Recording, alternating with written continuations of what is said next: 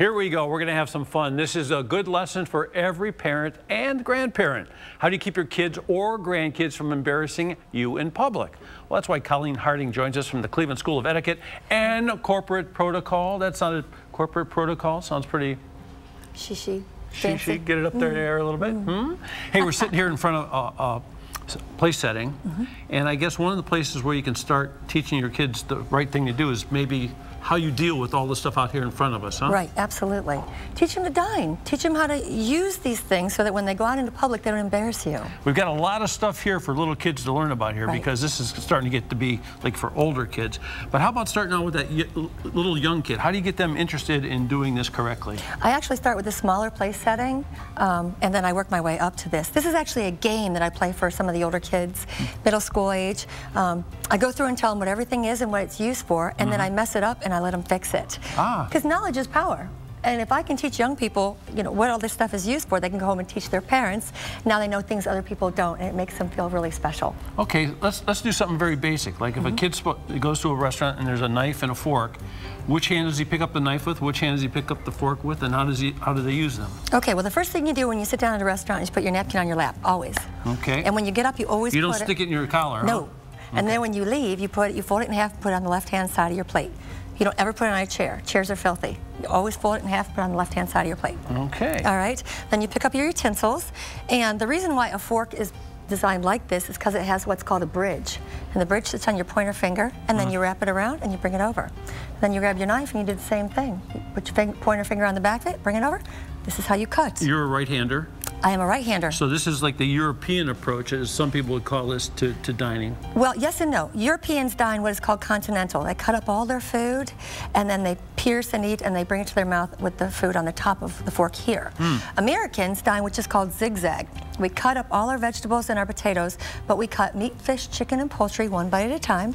Put the knife on the top of the plate, blade pointing in, flip over, pierce, and eat. The zigzag. Sounds like a diet.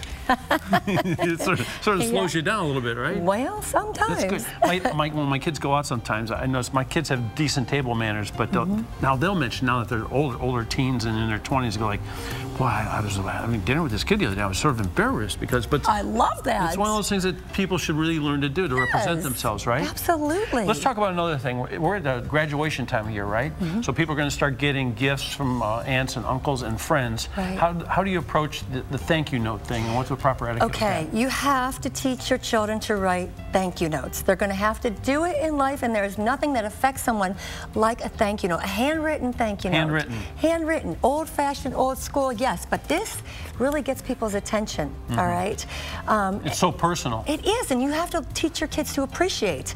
I always tell people that have young kids, how do you get them to do this from the get-go? Well, you cannot play with the toy until you write the thank you note.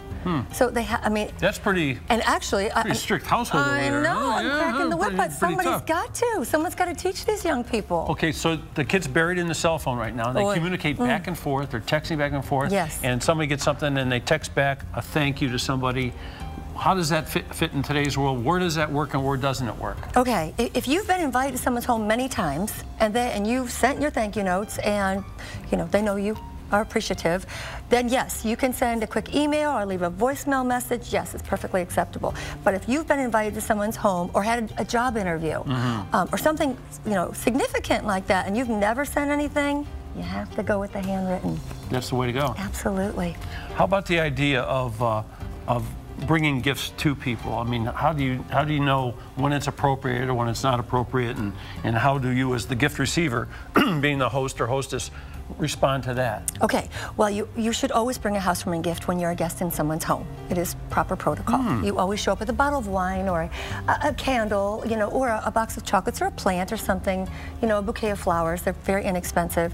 But as a hostess, you don't have to send a thank you note for a hostess gift. Obviously, they're bringing you a gift as a thank you for being a guest in their home. How about somebody sending you get well cards? You send a thank you for a get well card? No. So there's a lot of stuff to learn learn here. Yes. So, okay, so right here we have the Children and Young Adult Summer Protocol programs. Yes. Okay, tell me a little bit about that. It starts on June 15th? It does, and basically it's a 4-day program, and then at the end we have a dining experience where they get to sit and use their skills. We teach them how to dine American and European, how to write thank you notes, how to stand up straight, what to do with the cell phone when you're at a table and things like that. All kinds of common courtesies that young people today should know. And can you slurp your soup? Absolutely not. No slurping the soup and no holding your fork like this. No. Right? Absolutely not. We're looking good. Okay, how do you feel about selfies? Oh, I'm not a fan. Uh-oh, when we return, how a selfie could win money. Win you money. How about that? We'll be right back. Thank you. Thank you so much.